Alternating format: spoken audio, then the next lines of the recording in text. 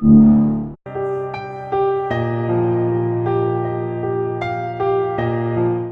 اور اننت اضلاع میں کل پیش آئے واقعات کے تناظر میں علحدگی پسندوں کی احتجاجی کال پر آج دوسرے دن بھی وادی بھر میں ہڑتال رہی۔ تمام تعلیمی اور کاروباری سرگرمیاں معطل رہی۔ سرکاری دفاتر میں ملازموں کی حاضری نہ کے برابر تھی۔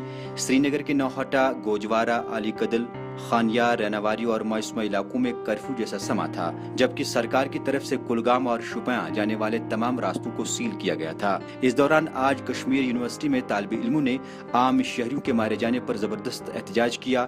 عین شاہدین کے مطابق یونیورسٹی طلبہ ذکورہ ہاسٹل اور ایم اے ہاسٹل سے نکل کر کنوکیشن کمپلیکس کی طرف مارچ کرنے لگے، جس دوران احتجاجیوں نے آزادی کے حق میں نعرے بازی کی۔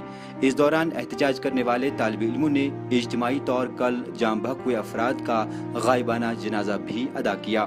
اسی بیچ کشمیر ٹریڈرز ایسوسی ایشن نے سری نگر کے لال چوک میں احتجاجی جلوس نکالا اور کل فوج کی جانب کی گئی کارروائی پر برہمی کا اظہار کیا۔